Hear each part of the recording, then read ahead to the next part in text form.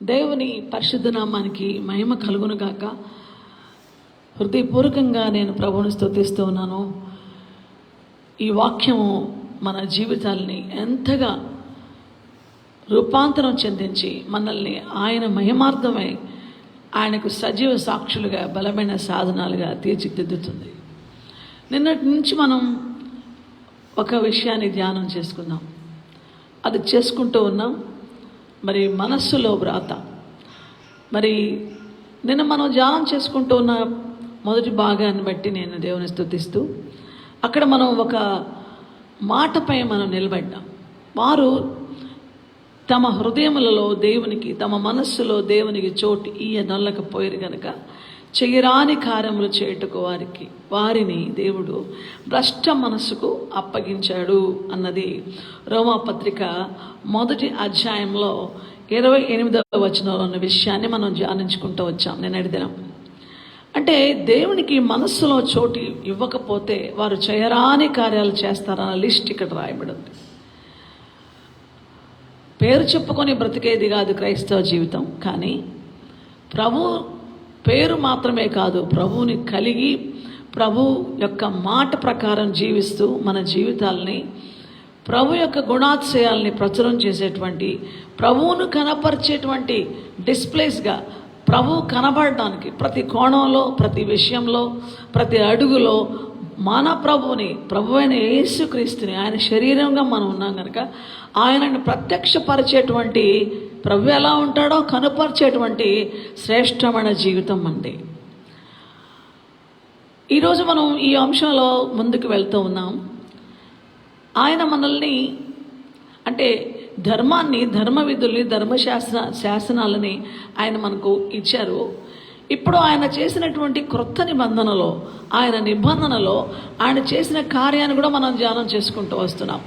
మరొకసారి జ్ఞాపకం చేసుకుంటే హెబ్రీ పత్రిక 11వ అధ్యాయంలో 10వ అధ్యాయంలో 16వ వచనం, హెబ్రీ పత్రిక 10వ అధ్యాయం 16వ వచనంలో, ఏలయనగా ఆ దినములైన తర్వాత నేను వారితో చేయబో నిబంధన ఇదే, ఇది నిబంధనతో కూడిందని కూడా నిన్నటి దినం మనం జ్ఞాపకం చేసుకున్నాం. మరలా ఈరోజు నా ధర్మ విధులను వారి హృదయమునందుంచి వారి మనస్సు మీద వాటిని వ్రాయుదు. ఆయనలో ఉన్న గొప్ప ఉద్దేశము, గొప్ప కార్యం ఏంటంటే మనస్సు మీద ధర్మ విధులు వ్రాస్తారు అని చెప్పిన తరువాత వారి పాపములను, వారి అక్రమములను ఇకను ఎన్నటికీ జ్ఞాపకం చేసుకొనను అని ప్రభు చెప్తున్నాడు. ఆ ధర్మశాసనాల్ని, ధర్మ విధుల్ని మనస్సు మీద రాసి ఇకన్నిటినీ ఆ పాపాలు జ్ఞాపకం చేసుకొని, కారణం ఎందుకంటే అక్కడ నిబంధన ఉంది. ఆ నిబంధన గమనించండి. అక్కడ ఉన్నటువంటి మరొక మాటను మనం చూస్తే, వారి పాపములు, వారి అక్రమములను ఇకను ఎన్నడను జ్ఞాపకము చేసుకొనను, ఇకను ఎన్నడను జ్ఞాపకము చేసుకొనను. అద్భుతమైన విషయం ఇది అని చెప్తూ, వీటి క్షమాపణ ఎక్కడ కలుగునో అక్కడ పాప పరిహారార్థ బలి ఇకను ఎన్నడూ ఉండవు. క్షమాపణ అయిపోయిన తర్వాత ఇక బలి లేదు. క్షమించడానికి ప్రభు సిద్ధమైపోయాడు. ఆయన విడుదల ఇవ్వడానికి సిద్ధమైపోయాడు. ఆ అక్రమాన్ని, ఆ యొక్క భయంకరమైన మన జీవితాల్లో ఉన్నటువంటి వ్యతిరేకతను, పాపాన్ని, శాపాన్ని ఆయన క్షమించడానికి సిద్ధమయ్యాడు. ఎక్కడైతే క్షమాపణ కలుగునో అక్కడ పాప పరిహారార్థ బలి ఇకను ఎన్నడూ ఉండదు. ఎంత గొప్ప గుడ్ న్యూస్ ఇదే. అందుకోసమనే ఈ అద్భుతమైన నిబంధన, ఆయన చేసిన నిబంధనలో మన పాపానికి కంప్లీట్గా పరిహారం చేయబడి, ఆ పాపాన్ని తొలగించి ఇక ఎన్నటికీ మనము అతిక్రమాన్ని చేసేటువంటి పరిస్థితిలో మన జీవితాలు నశించిపోకుండా ఆయన చేసిన పని, నా ధర్మ విధులను, శాసనములను వారి మనస్సులో వ్రాస్తాను. ఇక్కడ ఆయన వ్రాసినప్పుడు ఒక శ్రేష్టమైన విషయం ఏంటంటే, ఆ ఆజ్ఞలని అనుసరించడానికి, వాటిని నెరవేర్చడానికి, మరి అనుసరించే మనసు, నెరవేర్చే సామర్థ్యం, ఈ రెండు మనకిస్తున్నాడు ఆయన. అది క్రీస్తు ప్రభు కృప ద్వారా ఆయన మనల్ని రక్షించినప్పుడు ఆయన మన మనస్సులలో ఆయన వాక్యం, ఆయన మన మనస్సుల పైన ఆయన ధర్మశాసనం. గమనించండి, మనం ఎప్పుడు అనుకుంటాం కదా, మనసు ఉంటే మార్గం ఉంటుంది అంటుంటాం కదా. నిజమే, మనస్సు దేని మీద ఉంటుందో, నీ ధనము మీద నీ మనస్సు ఉంటే నీ హృదయం అక్కడే ఉంటుంది. ఎక్కడ నీ ధనం ఉందో, ధనాన్ని ఎంతగా నువ్వు ప్రేమిస్తున్నావో, ధనం ఎక్కడ ఉంటుందో అక్కడే నీ మనసు ఉంటుంది. నీవు దేన్ని అతిగా ప్రేమిస్తావో, దేన్ని ఇష్టపడతావో అక్కడే నీ హృదయం ఉంటుంది. నీ ధనం ఎక్కడుండనో అక్కడ నీ హృదయం ఉండని ప్రభు సెలవిచ్చారు.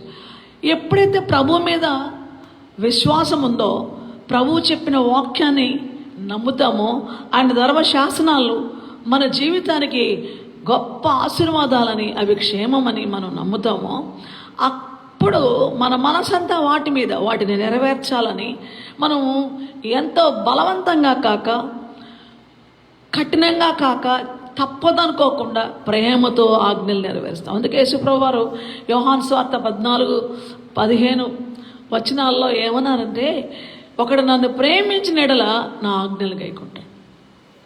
ప్రేమలో ఉంది ఈ ఆజ్ఞలను గైకొనడం. ప్రభువుని ప్రేమించడంలో ఉంది ఈ ధర్మశాస్త్రాలను నెరవేర్చడం. ఆ ప్రభు పట్ల మన ప్రేమ ఎలా పుట్టింది? మనం ఆయన ప్రేమించలేదు, ఆయనే మనల్ని మొదట ప్రేమించి మన కొరకు ఆయన చేసినటువంటి బలియాగాన్ని మనం ఎప్పుడైతే నమ్ముతామో, అది ఎప్పుడైతే మన మనసులో ఉంటుందో, అందుకే అక్కడ ప్రతిస్పందనగా మనం ఆయన ప్రేమించడానికి మన హృదయాలు పురికొల్పబడతాయి. అందుకే 1 యోహాను పత్రిక 4వ అధ్యాయంలో రాసినటువంటి అద్భుతమైన మాట 8, 9, 10 వచనాల్లో, దేవుడు ప్రేమ స్వరూపి, ప్రేమ లేనివాడు దేవుని ఎరుగడు. మనం ఆయన ద్వారా జీవించినట్లు దేవుడు తన అద్వితీయ కుమారుని లోకంలోనికి పంపెను. దీనివలన దేవుడు మన యందుంచిన ప్రేమ ప్రత్యక్షపరచబడెను. మనము దేవుని ప్రేమించితిమని కాదు, తానే మనలను ప్రేమించి మన పాపమునకు ప్రాయశ్చిత్తమైండుటకు తన కుమారుని పంపెను. ఇందులో ప్రేమ ఉన్నది. ప్రభువు పాపాలు క్షమించాలి, మన కోసము పాప పరిహారార్థ బలి చేయాలి. మన దోషాన్ని, పాపము, మన అవిధేయత వలన, మన ఆజ్ఞను అతిక్రమించినందువలన వచ్చిన ఈ పాపమంతా, ఆయన ధర్మశాసనాల్ని, ఆయన ఆజ్ఞల్ని అతిక్రమించి తెచ్చుకున్న ఈ పాపము మనకి మరణాన్ని తెచ్చింది. అయితే దేవుని ప్రేమ ఎలాంటిదంటే, నా బిడ్డలు పాపం వల్ల వచ్చు జీతం మరణమైతే, ఆ మరణము నిత్య మరణము కదా, నిత్య నరకము కదా. నా ప్రియ బిడ్డలు నిత్య నరకంలోకి, నిత్య మరణంలోకి పాలివారు కాకూడదని ప్రేమ గల దేవుడు ఆ పాపానికి పరిహారం చేయడానికి తన సొంత కుమారుని పంపడంలో ఒక ఉద్దేశం ఉంది. పాపము, అపరాధము మనిషిని చంపివేసి ఉండగా, మరణం ఏలుతూ ఉండగా మనకు జీవం ఇవ్వాలని తన కుమారుని పంపించాడు. ప్రేమ మనల్ని బ్రతికిస్తుంది. దేవుని ప్రేమ మనకు బలం ఇస్తుంది. అందుకే ఆయన ఆజ్ఞను అనుసరించడానికి మనకు బలం ఇస్తాడు. ఆయన ఆజ్ఞను అనుసరించడానికి ఆయన మనకు ఒక మంచి మనసు ఇస్తాడు. ఆయన గమనించండి, ఆయనే ప్రేమించాడు, మనం ప్రేమించలేదు. ఆయనే మొదట మనల్ని ప్రేమించి మన పాపానికి ప్రాయశ్చిత్తం చేయడానికి వచ్చాడు. కాబట్టి ఎక్కడైతే బలి ఉందో అక్కడ ఇక క్షమాపణ లేదు. క్షమాపణ జరిగిపోయిన తర్వాత, అంటే బలి ఉన్న దగ్గర క్షమాపణ ఉంది, క్షమాపణ ఉన్న దగ్గర ఇక బలి లేదు. ఎక్కడైతే పాప పరిహారార్థ బలి చేశాడో అక్కడ ఖచ్చితంగా క్షమాపణ వచ్చేసింది. ఎప్పుడైతే క్షమాపణ వచ్చేసిందో ఇక మరలా ఆయన బలి అవ్వాల్సిన పని లేదు. కాబట్టి దేవుని బిడ్డ, ఇప్పుడు ఆయన ఏం చేస్తున్నాడంటే, ఇంత కార్యం జరిగిన తర్వాత మనం ఎంత చక్కగా మన మనస్సులో ఆయన ధర్మ విధులను రాసుకుని, ఆ ధర్మ విధులు ఆయన వ్రాస్తాడు, ఆ శాసనాలు ఆయన వ్రాస్తాడు. ఆ వ్రాసిన తర్వాత మనం ఎలాగ ఆయన సేవిస్తాము అనేది చాలా గొప్ప మాట.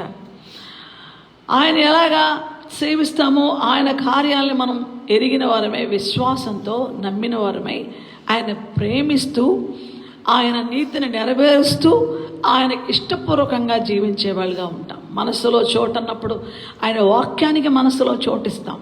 ఆయన వాక్యానుసారంగా బ్రతకడానికి మనం పురికొల్పబడి ఆ వాక్యం మనలో నెరవేర్చబడాలని ఆశ కలిగి వాక్యానుసారంగా జీవించటానికి మనం సమర్థులుగా ప్రభుని ఆశ్రయించి ఆయన మీద ఉన్న ప్రేమ శక్తితోటి మనం ఆయన మాటని నెరవేరుస్తూ ఉంటాం, ఆయన ప్రేమిస్తూ ఉంటాం. అందుకే అనాదిగా భక్తునికి ఒక అద్భుతమైనటువంటి కోరిక ఉంది. ఆ కోరికలో చూడండి 119వ దావీదు కీర్తన 1వ వచనంలో ఆయన ఆజ్ఞలు నేను మనం బాగా ఆలోచిస్తే ఏమొస్తుంది ఆయన శాసనాలని ఆయన ఆజ్ఞల్ని గైకుంటే మనకి ఏమొస్తుంది అనే ప్రశ్న ఆనాడే ఉంది. అయితే అలాగా ఆయన ఆజ్ఞానుసారంగా నడుస్తే ఏమొస్తుందో ఇక్కడ ముందుగానే భక్తుని యొక్క కోరిక ఎలా ఉందని 119వ దావీదు కీర్తనలో రాయబడి ఉంది. చదువుదాం 1వ వచనం నుంచి. యెహోవా ధర్మశాస్త్రమును అనుసరించి నిర్దోషముగా నడుచుకుని వారు ధన్యులు. ఒక వ్యక్తి నిర్దోషంగా నడవాలంటే ఆయన ధర్మశాస్త్రాన్ని అనుసరించాలి. ఆయన మాటని మన మనస్సులో రాసిన వ్రాత, ఆయన ఆ ధర్మ విధిని రాశాడు. దాన్ని అనుసరించి నడుస్తున్నప్పుడు ధన్యకరమైన జీవితం అది. నెక్స్ట్, ఆయన శాసనములు గైకొనుచు పూర్ణ హృదయంతో ఆయనను వెదుకువారు ధన్యులు. నిజంగా నీవు నీ ఆజ్ఞల్లో అసలు మా జీవితానికి దేవుడు మనల్ని ఎక్కడ తాను ప్రత్యక్షపరచుకోవడానికి ఇష్టపడతాడు అంటే ఆయన మాటకు మన విధేయత చూపినప్పుడు అక్కడ ఆయన కనబడతాడు మనకు. తన విధేయులైన వారికి పరిశుద్ధాత్మ అభిషేకం ఇస్తాడు. తనకు విధేయులైన వారికి తాను ప్రత్యక్షపరచుకుంటాడు. వాళ్ళతో ఎంత సంతోషిస్తాడో ఆయన. అందుకోసమనే ఆ సత్యాన్ని యేసు ప్రభువారు తేటగా బోధించారు. మనం యోహాను సువార్త 14వ అధ్యాయంలోకి వెళ్తే ఆయనకు అది ఇష్టం. ఆయన దాంట్లో ఎంతో ప్రత్యేకమైన ధన్యతను మనకు దయచేశాడు. 14వ అధ్యాయంలో యోహాను సువార్త, దయచేసి ఈ మాటలు ఒకసారి గమనించండి. 14వ అధ్యాయము 21వ వచనం. నా ఆజ్ఞలను అంగీకరించి వాటిని గైకొనువాడే నన్ను ప్రేమించువాడు నా తండ్రి వలన ప్రేమించబడు. నేనును వానిని ప్రేమించి వానికి నన్ను కనుపరుచుకొందునని చెప్పాను. ఆ తర్వాత మరి ఇక్కడ 23వ వచనంలో కూడా రాయబడినమాట. యేసు, ఒకడు నన్ను ప్రేమించిన యెడల వాడు నా మాట గైకొనును, అప్పుడు నా తండ్రి వానిని ప్రేమించును. మేము అంటే ఇక్కడ ఉన్నటువంటి మాటలు, మేము వాని యొద్దకు వచ్చి వాని యొద్ద నివాసం చేస్తాం. అసలు ఇక్కడ ఎంత ఫెలోషిప్ ఉంది, ఎంత సహవాసం ఉంది. నా మాట విని నా ఆజ్ఞను గైకుంటే, నా ఆజ్ఞను నెరవేరిస్తే నన్ను ప్రేమించారు అనడానికి రుజువు ఏంటంటే, ప్రభువా మీరేం సెలవిచ్చారు, మీరేమి శాసించారో, మీరేమి ఆజ్ఞాపించారో దాన్ని నేను గైకుంటున్నాను, నెరవేరుస్తున్నాను. దానికి ఫలం ఏంటంటే ఆయన తాను కనపరుచుకుంటాడు, ప్రత్యక్షపరచుకుంటాడు. తండ్రి కుమారులు పరిశుద్ధాత్మ దేవుడు మనకు నెరవేర్చే శక్తినిస్తాడు. పరిశుద్ధాత్మ దేవుడు మనకు ప్రేరణ కలిగిస్తాడు. ఒప్పుకో నీ తప్పు అంటాడు, చెయ్యి అంటాడు. ఇందులో నువ్వు చేస్తే నువ్వు దీవెన పొందుతావని అంటాడు. అటువంటి ప్రేరేపణ ఇస్తూ ఉంటాడు. కాబట్టి తండ్రి కుమారులు మనతో సహవాసం చేస్తారంటే తండ్రి యొక్క ప్రేమను అనుభవిస్తాం, కుమారుని కృపను అనుభవిస్తాం, పరిశుద్ధాత్మ దేవుని సహవాసం అనుభవిస్తాం. ఇందులో మన ఆత్మీయ జీవితము ఎంత ధన్యకరంగా మారిపోద్దు. కానీ అతిక్రమించేవారు వారు తమ మనస్సులో దేవునికి చోటు ఇవ్వకపోతే దేవుడు ఎవరు? యోహాను సువార్త 1వ వచనంలో, ఆదియందు వాక్యం ఉండెను, వాక్యము దేవుని యొద్ద ఉండెను, వాక్యము దేవుడై ఉండెను. దేవుడై ఉన్న వాక్యాన్ని, ఆ వాక్యమే కదా శరీరధారి అయింది. 14వ వచనంలో, కృపా సత్య సంపన్నుడిగా యేసు ప్రభువుగా మన కోసం బలి అవడానికి వచ్చాడు కదా. కాబట్టి ఆయన మాట మనసులో ఉంది అంటే దేవునికి చోటిచ్చాము అంటే ఆయన మాటకు చోటిచ్చాం, ఆయన ఆజ్ఞకు చోటిచ్చాం, ఆయన యొక్క శాసనాలకు చోటిచ్చాం. ఆయన మనల్లో ఉన్నాడు కాబట్టి ఆయన ఉన్న జీవితంలో ఏ తడబాటు లేదు. అందుకోసమనే వాక్యంలో ఉన్నటువంటి ఈ మాటలు ఎంత శ్రేష్టమైనవి అంటే, దావీదు కీర్తన 31వ వచనంలో చాలా చక్కగా ఇక్కడ ఈ సత్యము రాయబడి ఉంది. 37వ దావీదు కీర్తన 31వ వచనాన్ని ఒకసారి గమనిస్తే మనం, వారి దేవుని ధర్మశాస్త్రము వారి హృదయంలో ఉన్నది, వారి అడుగులు జారవు. జారిపోయే లోకంలో మనం ఉన్నామంటే జారుడు లోకం ఇది. ఎందుకు ఆయన ధర్మశాస్త్రాలని మనస్సులో రాస్తున్నాడో, మనస్సు పైన రాస్తున్నాడో వారి దేవుని ధర్మశాస్త్రం వారి హృదయంలో ఉంది. ఆ హృదయంలో పెట్టుకున్నప్పుడు వారి అడుగులు జారవు. నిజంగా పక్కన పెట్టి, నా ప్రక్కనే ఉంది వాక్యము, నా చేతిలో ఉంది వాక్యము, నా గూట్లో ఉంది వాక్యము, నా టేబుల్ పైన ఉంది వాక్యము. ఆ వాక్యం అంటే నాకు చాలా ఇష్టం లేండి. ఆదివారం తీసుకెళ్తాను చర్చికి, అక్కడ కూర్చుంటాను, అప్పుడు చదవమన్నప్పుడు చదువుతాను, ఆ తర్వాత భద్రంగా తుడిచి మూల పెడతాను. కాబట్టి ఇది మంచి భక్తి అనుకుంటారా? ఇది భక్తినా? వారి దేవుని ధర్మశాస్త్రము వారి హృదయాల్లో ఉంది. అడుగులు జారవే. ఆలోచించండి, సమాజం ఎంత భయంకరంగా మారిపోయింది. అయ్యో కాలు జారిందండి నా కుమార్తె, కాలు జారిపోయిందండి నా కుమారుడికి, అయ్యో నేను కాలు జారిపోయిన వ్యక్తిని, అయ్యో ఘోర నేరాలు పడ్డాయి నా మీద, అయ్యో ఈ పాపిష్టి బతుకుతున్నాను, అయ్యో నేను భయంకరంగా అవమానపరి, ఎంత తలవంపులు అని మనిషి అంటారు, మనుషులు చెప్తూ ఉంటారు. అయితే ఇంకొక మాట కూడా ఇక్కడ ఉంది. 119 దావీదు కీర్తన మనం చదువుతూ ఉంటే చాలా గొప్ప విషయం. 2వ వచనం, ఆయన శాసనములు గైకొనుచు పూర్ణ హృదయంతో ఆయన వెదుకువారందరూ ధన్యులు, వారు ఆయన మార్గములలో నడుచుచు ఏ పాపం చేయరు. ఆజ్ఞ ఎందుకు ఇస్తున్నాడు దేవుడు? శాసనములు ఎందుకు ఇస్తున్నాడు? ఎందుకు మనస్సు మీద రాశాడు అంటే వారు పాపం చేయాలని కాదు, వారు అడుగులు జారకూడదని, వారు పాపము వారి మీద ఏలకూడదని. ఈరోజు క్రైస్తవ జీవితంలో, రక్షించబడిన జీవితంలో ఉన్న గొప్ప విషయం ఏంటంటే, పాపము ఏలుబడి చేస్తున్న మన మీద ఆ పాపము ఏలి మన మీద అధికారం చెలాయించి, అసలు అందుకే ప్రభు అంటున్నాడు, అపరాధములు పాపములు మనల్ని ఏలుతూ ఉంటే మరణము యొక్క బలము గలవాడు అపవాది మనల్ని ఏలుతూ ఉంటే, ఆ పాపము మరణానికి మనల్ని గురి చేస్తే ఆయన మరణము ద్వారానే ఆ యొక్క మరణాన్ని ఓడించాలని సిలువలో బలయ్యాడు. ఏలుబడి కింద ఉన్న వాళ్ళని ఏలేవారిగా మార్చాడు. ఒక ఏలుబడి కింద దాసోహం అయిపోయి జీవిత కాలము మరణ భయం అనే దాస్యానికి లోనైపోయిన మనల్ని మరణాన్ని గెలిచి, మరణపు ముళ్ళు విరిచి మహిమకరమైన బిడ్డలుగా మార్చి, పాపము వల్ల వచ్చు జీతం మరణం అయితే ఆ మరణాన్ని హతమార్చి మనకు నిత్య జీవం ఇచ్చి మనల్ని ప్రభువులుగా చేశాడు.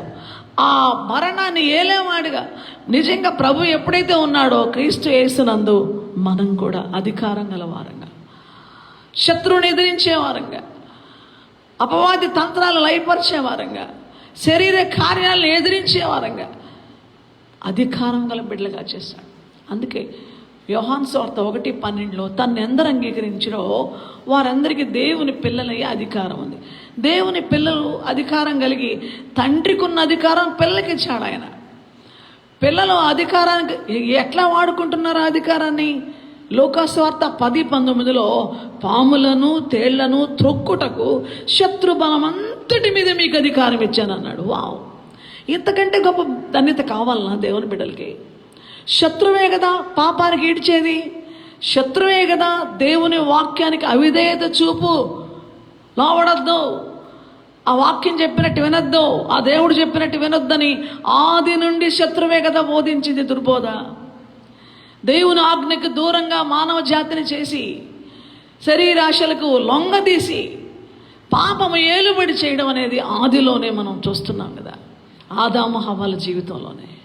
నేడు ఆలోచించండి దేవుని ప్రజలారా, నీ సొంత ఆశ, నీ దురాశ, నీ శరీర ఆశ, నీ నేత్రాశ, ఏం చూస్తావో దాన్ని కావాలని కోరుకుంటావు, ఏది కోరుకుంటావో దాన్ని అనుభవించాలనుకుంటావు. నువ్వు ఎప్పటితో అనుభవిస్తావో అది నేను ఏలుతూనే ఉంటుంది. ఇట్టి భయంకర దాస జీవితంలో నుంచి, బానిస బ్రతుకుల నుంచి విడిపించడానికి కదా వాక్యమైన దేవుడు మన దగ్గరకు వచ్చి మన నిమిత్తమే బలి అయి మనకి విజయం ఇచ్చి, ఈరోజు వాక్యం ఎక్కడ నెరవేర్పు జరుగుతూ ఉంటుందో, వాక్యం ఎప్పుడైతే అనుసరిస్తూ ఉంటావో నీవు ఏలే వ్యక్తివే తప్ప నువ్వు బానిసవు కానే కాదు. వాక్యానుసారంగా నడవడంలో ఉన్న ఎంత గొప్ప సత్యం ఇది. నెక్స్ట్ 119 దావీదు కీర్తనలో 4వ వచనం, నీ ఆజ్ఞలను జాగ్రత్తగా గైకొన వల్లని నీవు మాకు ఆజ్ఞాపించి ఉన్నావు. ఆహా, నీ కట్టడలను గైకున్నట్లు నా ప్రవర్తన స్థిరపడి ఉండిన ఎంత మేలు. నీ కట్టడను గైకొన్నట్లుగా నా ప్రవర్తన స్థిరపడి ఉంటేనే ఎంత మేలు. నీ ఆజ్ఞలన్నిటినీ నేను లక్ష్యము చేయనప్పుడు నాకు అవమానము కలుగదు. ఎంత గొప్ప సత్యం ఇది. నా ప్రవర్తన స్థిరంగా ఉండాలయ్యా. అస్థిరంగా ఉండేవాళ్ళు దేవుని మాటల్ని వినడానికి ఇష్టపడరు. వారి ప్రవర్తనలో ఒకరోజు నిజం చెప్తారు, ఒకరోజు అబద్ధం చెప్తారు. ఒకరోజు మంచిగా కనబడతారు, ఒకరోజు చెడ్డగా కనబడతారు. ఒకరోజు ఏదో విధేయులుగా ఉన్నట్టు నటిస్తారు, ఇంకొక రోజు అహంకారులుగా మాట్లాడతారు. అసలు ఈ అన్స్టేబుల్ లైఫ్, అస్థిరమైన స్థితి ఎందుకుంది? మంచి అనుకున్నానండి, మంచివాడని పెళ్లి చేసుకున్నానండి, వీడు క్రూరుడండి అని భార్య దూషిస్తుంది భర్తని. ఓ చాలా పవిత్రత, పరిశుద్ధమైన ఆమె అనుకున్నాను, ఈమె ఇంత చెడ్డాం అనుకోలేదని భర్త దూషిస్తున్నాడు భార్య. మా పిల్లలు చాలా మంచివాళ్ళు అనుకున్నాము, కానీ మా బిడ్డలు ముందు మంచిగానే పెరిగారు, ఇప్పుడు భ్రష్టులుగా మారిపోయారని తల్లిదండ్రులు వాపోతున్నారు బిడ్డల విషయం. Why this? ఇటువంటి అస్థిరత, బహుభయంకరత్వం ఎందుకు వస్తుంది? ఇక్కడ నీ ఆజ్ఞలు, నీ కట్టడలు జీవితాల్లో లేవు. చీకటమయమైపోయినటువంటి కుటుంబాలు, చీకటమైపోయిన జీవితాలు, అంధకారంతో ఉన్న జీవితాలు, బహుభయంకరంగా ఉంది లోకం. ఈ వెలుగు ఎక్కడి నుంచి వస్తుంది? తిరిగి వాళ్ళ జీవితాలు, వాళ్ళ మనోవికాసం, వాళ్ళ మనస్సుల్లో వెలుగు ఎప్పుడొస్తుంది? వాళ్ళ హృదయాంతరంగాల్లో వెలుగు ఎప్పుడొస్తుంది? వాళ్ళ బ్రతుకు బాట వెలుగుమయంగా వాళ్ళ తేజరిల్లేది ఎప్పుడు? దేవుని వాక్యం చూడండి. మరి సామెతల గ్రంథం 6వ అధ్యాయం 23వ వచనంలో ఆజ్ఞ దీపముగాను ఉపదేశము వెలుగుగాను ఉండును. ఆజ్ఞ అనే దీపము ఆదిలోనే ఆర్పేసుకున్నది హవ్వ అవిధేయత వల్ల, అత్యాశ వల్ల. దేవుని ఆజ్ఞ ఒక దీపం, ఆజ్ఞ దీపముగాను ఉపదేశమే వెలుగు. ఒక దైవోపదేశానికి చోటు ఇవ్వకపోతే, ఒక పిచ్చి సమాచారం సెల్ ఫోన్లో వస్తే, ఒక అక్రమమైనటువంటి సమాచారం వస్తే దాన్ని పదే పదే పదే పదే పదే చూసి చదివి మళ్ళీ దానికి రెస్పాండ్ అయ్యి ఇట్లాగా వ్యర్థమైన అపవిత్రమైనటువంటి సమాచారాలన్నీ చూస్తున్నప్పుడు చీకటే తప్ప వెలుగు ఎక్కడ? ఉపదేశము, దైవోపదేశము, ఆజ్ఞ దేవుని వాక్య సారం అంట సత్యం. నీ వాక్య సారాంశం సత్యం. ఈ సారాంశము సత్యం కాబట్టి సత్యాన్ని చూసే కొద్దీ, వినే కొద్దీ, సత్యాన్ని పలికే కొద్దీ సత్యవంతులుగా మారుతాం. అబద్ధాన్ని చదివే కొద్దీ, వినే కొద్దీ, అబద్ధాన్ని పలికే కొద్దీ అబద్ధికులుగా, అక్రమస్తులుగా, అవిధేయులుగా అంధకారంలోకి పడిపోతాం. ఆజ్ఞ దీపం వెలుగుతుందా సహోదరుడా? ఇంట్లో దీపం అసలు ఎటువంటి బల్బులు, హై వోల్టేజ్ బల్బులు వేసుకొని ఇల్లంతా కాంతివంతంగా.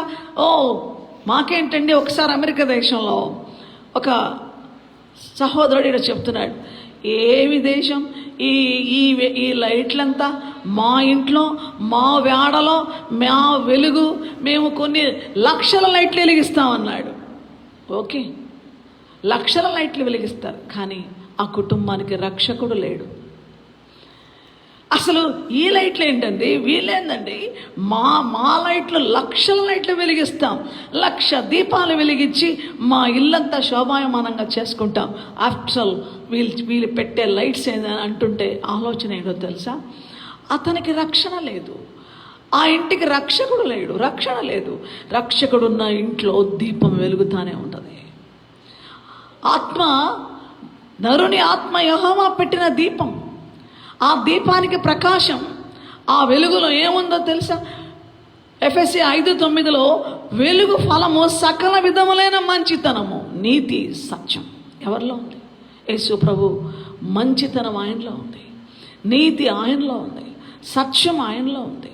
కాబట్టి 1,000,000 దీప కాంతులు మన చుట్టూ మనం పెట్టుకున్నా, పాపం అనే చీకటి లోపల ఏలుతూ ఉంటే, పాపిష్టి బతుకుతూ ఉంటే, అక్రమం ఏలుతూ ఉంటే, అన్యాయం ఏలుతూ ఉంటే, అవిధేయత ఏలుతూ ఉంటే, అపవిత్రత ఏలుతూ ఉంటే ప్రయోజనం ఏంటి? మన చుట్టూ 1,000,000 సూర్య కాంతులు ఆవరించిన ఆ అంతరంగంలో ఆత్మదీపం ఆరిపోతే ప్రయోజనం ఏంటి? ఆజ్ఞ దీపం, ఉపదేశం వెలుగు. నిజంగా ఆన్లైన్లో ఎవ్రీడే ఎందుకు ఈ ఉపదేశం? ఈ ఉపదేశం వెలుగుగా రావాలని, ఈ ఉపదేశం నీ జీవితాన్ని వెలిగించాలని.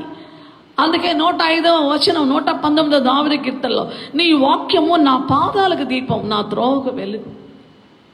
నా మార్గము వెలుగుగా ఉంటే అంతకంటే ఏం కావాలి?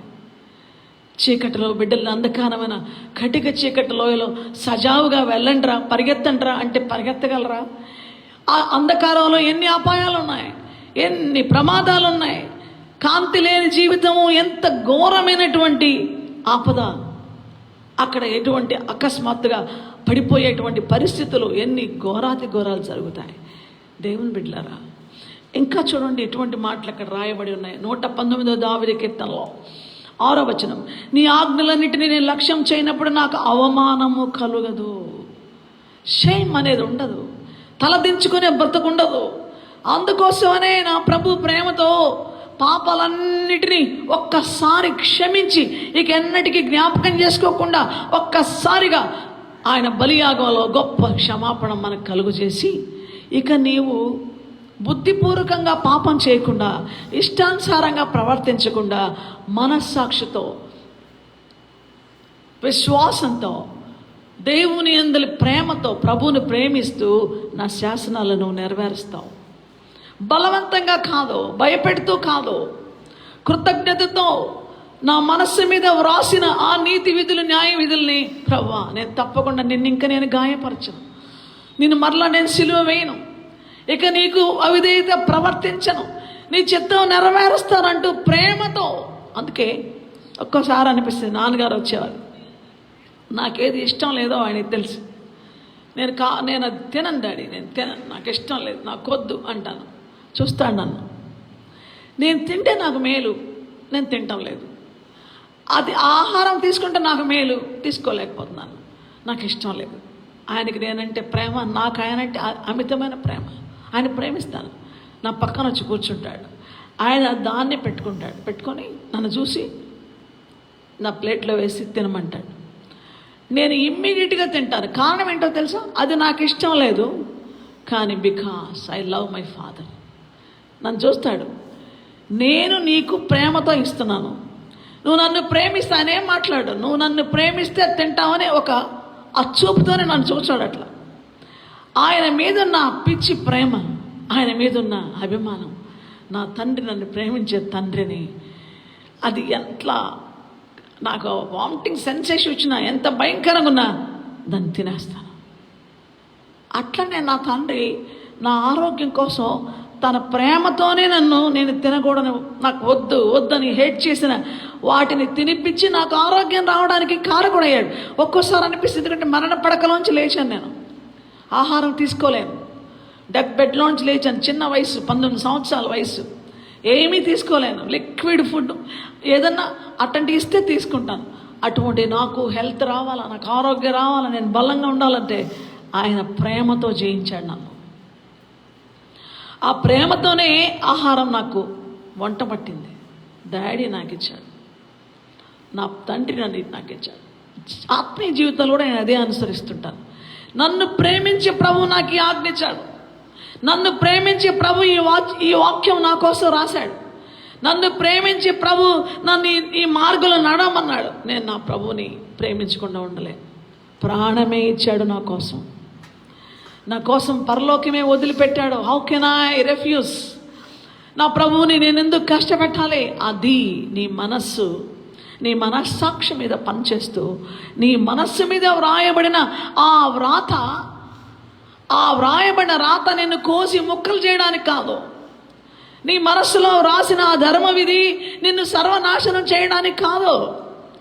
నీ మనస్సు మీద రాసిన ఆ ప్రేమ ఆయన స్వహస్తాలతో రాస్తున్నాడే, ప్రేమతో రాశాడే. నీకు మనసుందా? నీకు మనస్సుంటే ఆ వాక్యాన్ని నెరవేర్చే మార్గం ఉంది నీకు ప్రభు పైన. అందుకే రోమాపత్రిక 8వ అధ్యాయంలో మనం ఎప్పుడు చూస్తాం, శరీరానుసారమైన మనస్సు మరణం. ఎప్పుడైనా నీ మనస్సు శరీరం మీదనే పెట్టావా? శరీర కార్యాల మీదనే పెట్టావా? అదేనా 24 గంటలు నిన్ను నడిపిస్తుంది? ఎప్పుడు కూడా శరీరానుసారంగా జీవించే వాళ్ళకి దేవుడి మాటలు ఎక్కవండి, ఇష్టపడదు. కాబట్టి నువ్వు శరీరానుసారంగా బ్రతకాలనుకుంటే నువ్వు రోజు మరణాన్ని ఆహ్వానిస్తూ ఉన్నావు. ఇక్కడ ఈ మాట చదువుతున్నాను మీకోసం, దయచేసి రోమాపత్రిక 8వ అధ్యాయం 5వ వచనం. శరీరానుసారులు శరీర విషయముల మీద మనసుంచుదురు, ఆత్మానుసారులు ఆత్మ విషయముల మీద మనసుంతురు, శరీరానుసారమైన మనస్సు మరణం, ఆత్మానుసారమైన మనస్సు జీవమును సమాధానమై ఉన్నది. ఎంత గొప్ప మాట! ఒకసారి ఆ తేడా చూస్తే, శరీరానుసారులు శరీర విషయాలు ఎప్పుడు కూడా మనం ఎట్లా అనుభవించాలి, ఏం తినాలా, ఏం త్రాగాల, ఏం ధరించాలా, ఎలా సంపాదించాలా, ఎలాగా కోరిక తీర్చుకోవాలా, ఎలాగా ఏ అబద్ధం చెప్పాలా, ఏ మోసం చేయాలా, ఎట్లా అన్యాయం చేయాలా, ఏ రీతిగా డొంక తిరుగుడు వ్యవహారం కపటంతో రకరకాల యుక్తులతో శక్తులతో ఇష్టానుసారంగా ప్రవర్తించాలా. అది నేను సాధించాలంటే ఎవరిని తొక్కాలా, ఎక్కడ ఎక్కాలా, ఎవరిని మట్టు పెట్టాలా, ఎవరిని నాశనం చేయాలా. ఇది శరీరము ఒక సాటి మనిషికి సంతోషం కలిగించే విధానంలో తీసుకెళ్ళదు. ఈ దినాల్లో ఒక కుటుంబం ఇంకో కుటుంబాన్ని, చాలామంది ప్రేయర్ రిక్వెస్ట్లు, అమ్మ బాగానే ఉన్న నా భర్తకి ఏమైంది, మరొక స్త్రీ నా భర్తను తీసుకెళ్ళిపోయిందే, నా బిడ్డలేంటి, బిడ్డలతో ఒంటరిగా మిగిలిపోయాను, నాకు దిక్కెవరని ఏడుస్తూ స్త్రీలు ఫోన్లు చేస్తుంటే అసలు ఆ పురుషుల హృదయాలు ఏమయ్యాయి, ఎక్కడికి వెళ్ళిపోయారు? శరీరానుసారమైన మనసు. కన్న బిడ్డలు వదిలిపెట్టి, భర్తను వదిలిపెట్టి ఒక స్త్రీ అలా వెళ్ళిపోతుందంటే, అయ్యో ఈ బిడ్డలు అమ్మ అని కాళ్ళ మీద పడిన అమ్మ మనసు కరగటం లేదే, వద్దు మీరు నాకు అక్కర్లేదని వెళ్ళిపోతే. శరీరానుసారమైన మనసు కుటుంబాలు చిన్న భిన్నం చేస్తున్న దినాల్లో దేవుని బిడ్డ ప్రభువు మనస్సులో వ్రాత, మనస్సులో ధర్మ విధి రాస్తున్నాడు. నీ కళ్ళ ముందున్నట్టు బైబిల్ నీకు పనిచేయటం లేదా? అది నీ మనస్సులో ఉండాలా. నువ్వు అనుకుంటున్నావు, నీ ఇష్టం వచ్చినప్పుడు చదవాలనుకుంటున్నావు, కానీ అది నీ మనస్సులోనే ఉంది, నీ హృదయంలోనే ఉంది. అందుకే భక్తుడు అంటాడు, ప్రభువా నీ ఎదుట నేను పాపం చేయకున్నట్లు. 11వ వచనం, 119 దావీదు కీర్తన 11వ వచనం, అద్భుతమైన వచనం. నీ ఎదుట నేను పాపం చేయకున్నట్లు నా హృదయంలో నీ వాక్యం ఉంచుకొని ఉన్నాను. నేను ఇంక ఈ అవిధేయత, ఈ అతిక్రమం, ఈ అపవిత్రత నేను చేయకుండా ఉండాలంటే ఓన్లీ వన్ వే, మీరు నన్ను కట్టేసుకోండి నేను వెళ్లకుండా అని అంటుంటాడు తాగుబోతు. నేను తాగనిక, ఇక నేను ఆ దుర్వ్యసనంలో ఉండను అంటారు. నన్ను పోనీయద్దు, నన్ను మూసేయండి అంటే మనస్సులో కోరిక ఎవరు మోస్తారండి? మనస్సులో ఆశ ఎవరు తొలగిస్తారు? మనస్సులో నీకున్నటువంటి దుష్ట అభిప్రాయాన్ని ఎవరు తీసేస్తారు? నేను కట్టేసి ఒక రూమ్లో పెట్టినా నీ మనస్సు పాపం మీదకి వెళ్ళిపోతుంది కదా, నువ్వు అదే అక్రమాన్ని చేస్తూ ఉంటావు కదా. ఒకవేళ మనిషి మాత్రం ఎక్కడుండి మనస్సు చేయకూడని, అందుకే ప్రభు అంటాడు, నీ ఒక చూపుతోనే నువ్వు పాపం చేస్తావు, నీ ఆలోచనతోనే పాపం చేస్తావు. కాబట్టి నీ శరీరంతో నువ్వు చేయకపోయినా నీ ఆలోచనే, నీ చూపే నిన్ను పాపిష్టిగా మార్చేస్తుంది. కాబట్టి మనస్సులో ఉన్న వాక్కు మహిమ కలిగింది, మనస్సులో వ్రాసిన వ్రాత శక్తివంతమైంది. దుష్టుని యొక్క ఆలోచనలు పడగొట్టేది ఆ వాక్కు, దేవుని ఎదుట నిర్దోషిగా నిలబెట్టేది ఆ వాక్కు.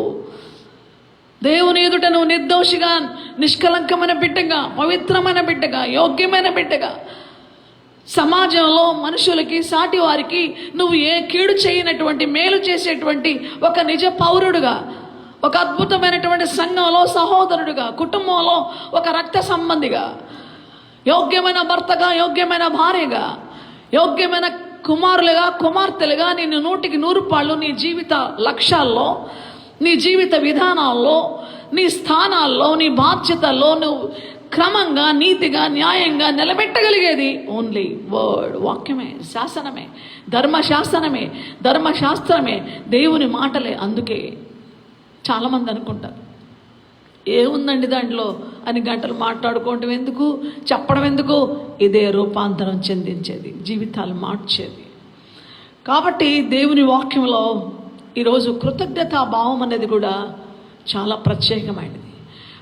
మనల్ని సృష్టించి తన పోలికలు, తన పోలిక చొప్పున మనల్ని తన స్వరూపంలో సృష్టించి మనల్ని సంపూర్ణంగా చేయడానికి మనం ఆయన బిడ్డలుగా ఆయనతోనే ఉండాలని ప్రభువు కోరుకుంటే, ఆయన కృతజ్ఞత చెల్లించేవాళ్ళుగా మనం ఉండాలని కోరుకున్నాడు. ఆయనకు అది సంతోషం. 119 దావీదు కీర్తన 7వ వచనం, నీతిగల నీ న్యాయ విధులను నేను నేర్చుకున్నప్పుడు యథార్థ హృదయముతో నీకు కృతజ్ఞతాస్తులు చెల్లించెదను, నీ కట్టడలను నేను గైకొందును. ఎంత గొప్ప మాట! నీతి గల నీ న్యాయ విధులు నేను, చక్కటి మాట, నేర్చుకునేటప్పుడు ఇది వాక్యాన్ని నేర్చుకోవడం, ఎలాగ నడవాలా, ఎలాగ మాట్లాడాలా, ఎలాగ ప్రవర్తించాలా మాకేం అక్కర్లేదు. మా క్లాసులు ఉన్నాయి. ఇప్పుడు యూత్ ఎలా ఉన్నారు, యవనస్తులు ఎలా ఉన్నారు, దేవుని మందిరానికి వస్తారు, మాకు అక్కర్లేదు, మీరు ఎవరికో బోధించండి. ఇప్పుడు ఈ లైవ్ ప్రోగ్రాంలు కూడా కూర్చుంటారు పిల్లలు, వాళ్ళు ఏం పట్టించుకోరు, అలా చూస్తూ ఉంటారు. మాకు కాదులే ఇది, ఎవరికో అనుకుంటూ ఉంటారు. ఎవరికా ఇది? నీకే, నీ బ్రతుకు మారడానికే. వాక్యము చెప్పేవారికి వాక్యమే అది చెప్పేవారిని బాగు చేస్తుంది, వినేవారిని బాగు చేస్తుంది. మా ఇంటికి వద్దులేండి వాక్యము, మీ ఇంటికే. ఒకవేళ ఒక దాత కోటి రూపాయలు ఇచ్చాను, ₹1,00,00,000 ఇస్తాను కాబట్టి ఆ ₹1,00,00,000 ఇచ్చేవాళ్ళు ఇలా ఉండాలి అంటే, మా ఇంటికి వద్దులేండి, నాకు మాత్రమే, నాకు కూడా అక్కర్లేదులేండి, పక్కింటి వాళ్ళకి ఏంటి అని అంటారా? డబ్బు అందరూ వెళ్ళాలనుకుంటారు. వాక్యము 1,00,00,000 వరాల మూట. వాక్యం వస్తే అది జీవపు ఊట, అది బతికిస్తుంది నిన్ను. వాక్యం మన ఇంటికి వద్దులే, మనకొద్దులే, బయట వాళ్ళకి వీళ్ళకండి. ఈ వాక్యం వాళ్ళగా బాగుంటుంది, ఈ వాక్యం వీళ్ళగా బాగుంటుంది అనుకుంటున్నావా? నీకోసమే నీ బ్రతుకు బాట మారాలని, నువ్వు బాగుపడాలని, నువ్వు స్థిరంగా ఉండాలని, నీ ప్రవర్తన స్థిరపడి ఉండాలని యేసు ప్రభు ఇచ్చే రక్షణ. రాహాబను వేశ్యామె, ఎరుకో పట్టణంలో భయంకరమైన జీవితం. అది గోడ మీద ఇల్లు, కానీ తన బ్రతుకుకి ఒక నిరీక్షణ లేదు, భద్రత లేదు. ఆ ఎరుకో పట్టణాన్ని సమూల నాశనం చేయడానికి దేవుడు ఆజ్ఞాపించాడు. కానీ ఒక మాట వినేది ఇశ్రాయేలీల దేవుడు, నిజమైన దేవుడు, పరిశుద్ధుడైన దేవుడు ఈ పాపిష్టపు పట్టణాన్ని, ఈ పాపిష్టపు జనాంగాన్ని సర్వనాశనం చేయడానికి సిద్ధపడ్డాడు. కాబట్టి నేను భయపడి ఆ దేవుణ్ణి ఆశ్రయిస్తానని విశ్వాసంతో రాహాబను వేశ్య తన జీవిత విధానాన్ని మార్చుకొని దేవుని యందు విశ్వాసం ఉంచి ఇశ్రాయేలు ప్రజలతో ఆమె నివసించడానికి మనస్సులో తీర్మానం చేసుకుంది. పట్టణం అంతా కూలి నాశనమైంది, కానీ ఆమె ఇంటిని మాత్రం దేవుడు కాపాడగలిగాడు. ఈరోజు నాకు దేవుడిచ్చే మాట ఏంటో తెలుసా? లోకానికి వచ్చే తీర్పులో, ప్రభు రాకడాసనమైన దినాల్లో, పాపానికి వచ్చే జీతం మరణం, బహుభయంకరంగా దేవుని ఉగ్రత. వారు దేవునికి మనస్సులో చోటు నల్లకపోయారు గనుక చేయరాని కార్యాలు చేయడానికి భ్రష్ట మనసుకు దేవుడు అప్పగించే దినాల్లో, బహుభయంకరమైన దినాల్లో దేవుని వాక్య భయము నీలో ఉందా? వాక్యం వినడం గొప్ప విషయం కాదు, వాక్యం చదవడం గొప్ప విషయం కాదు, వాక్యం నాకు తెలుసులే అని అనుకోవడం గొప్ప విషయం కాదు. వాక్యం చెప్పేవాళ్ళైనా, వాక్యం వినేవాళ్ళైనా, వాక్యం చదివేవాళ్ళైనా దేవుడు ఏది మనలో నుంచి కోరుతున్నాడో తెలుసా? నా ధర్మ విధులు నీ మనస్సులో రాసుకున్నావా? నేను రాశాను, నువ్వు కూడా వాటిని పట్టుదలగా నీ మనసులో పెట్టుకోవాలి అన్నాడు. చూడండి, సామెతల గ్రంథం ప్రభు అది చెప్తున్న మాట ఎంత గొప్ప మాట అంటే, నేను చెప్పే ప్రతి మాట నీ మనసులో పెట్టుకో. 4వ అధ్యాయం సామెతలు 4వ వచనం, నీ హృదయము పట్టుదలతో నా మాటలను పట్టుకొననిమ్ము, నా ఆజ్ఞలను గైకొనిన యెడల నీవు బ్రతుకుతావు. నువ్వు నా మాటలు గట్టిగా పట్టుకో, వదిలిపెట్టొద్దు. ఈ మాటలు జీవంతో కూడిన మాటలు, అద్భుతమైనటువంటి సత్యం ఇది. ఇక్కడ 3వ అధ్యాయం 3వ వచనంలో కూడా, సామెతల గ్రంథం 3వ అధ్యాయం 3వ వచనంలో దయను సత్యమును, ఇక్కడ 1వ వచనం చదివితే మనకు బాగా అర్థమవుతుంది. నా కుమారుడా, నా ఉపదేశము మరువకము, నా ఆజ్ఞలను హృదయపూర్వకముగా గైకొనుము, అవి దీర్ఘాయువును సుఖజీవముతో గడుచు సంవత్సరములను శాంతి నీకు కలుగుచేయి. నిజంగా నాకు అనిపిస్తుంది, right exercise, right food, balanced food, right exercise చేస్తే మనకి దీర్ఘాయుషు, ఆరోగ్యం అంటారు కదా. ఆలోచించండి, ఇక్కడ దేవుడు ఇస్తున్న మాట ఏంటో తెలుసా? నా ఆజ్ఞలను హృదయపూర్వకముగా గైకొనుము, అవి దీర్ఘాయువును సుఖజీవముతో గడచు సంవత్సరములను శాంతి నీకు కలుగుచాయి. దేవుని ఆజ్ఞను మేరద్దు, వాక్యం మేరద్దు, సుఖజీవము దీర్ఘాయువుతో శాంతినిచ్చేటువంటి సంవత్సరాలు మనుషులకి గ్యారంటీగా ఉన్నాయని చెప్పగలరా? ఎప్పుడు గ్యారంటీగా ఉన్నాయని చెప్పగలుగుతారంటే దేవుని ఆజ్ఞలు నీ మనస్సులో వ్రాయబడిన ఆ ధర్మ శాసనాలని, ఆ వాక్యాన్ని, ఆజ్ఞల్ని నువ్వు గైకొనిన రోజున యు కెన్ సే, నువ్వు చెప్పగలవు, గ్యారంటీ నాకు శాంతి, నాకు సుఖ జీవం ఉంది, నాకు దీర్ఘాయం ఉందని చెప్పగలవు. నెక్స్ట్ చూడండి, దయను సత్యమును ఎన్నడూ నిన్ను విడిచిపోనీయకము, వాటిని కంఠభూషణములుగా ధరించుకో. దయా సత్యం ఎప్పుడు నీలో ఉండాలి. దయలో యేసు ప్రభు ఉన్నాడు, సత్యంలో యేసు ప్రభు ఉన్నాడు. చూడండి అక్కడున్న మాట, నీ స్వబుద్ధిని ఆధారం చేసుకొనక నీ పూర్ణ హృదయముతో నమ్మిక ఉంచుము. ఇంకా ఇక్కడ రాయబడిన మాట, దయను సత్యమును ఎన్నడూ నిన్ను విడిచిపోనీయకము, వాటిని కంఠభూషణముగా ధరించుకొనుము, నీ హృదయమును పలక మీద వాటిని వ్రాసుకో. దేవుడి ధర్మశాస్త్రాల్ని ఆయన మన మనసుల్లో రాస్తున్నాడు. అట్ సేమ్ టైం నువ్వు దేవుని మాటలు వ్రాసుకోవాలి. నువ్వు వ్రాసుకోమని ప్రభువు మనకు చెప్పాడు. అద్భుతమైన విషయం అది. నీవు నీ హృదయమును పలక మీద వాటిని వ్రాసుకో. అప్పుడు ఏం జరుగుద్ది?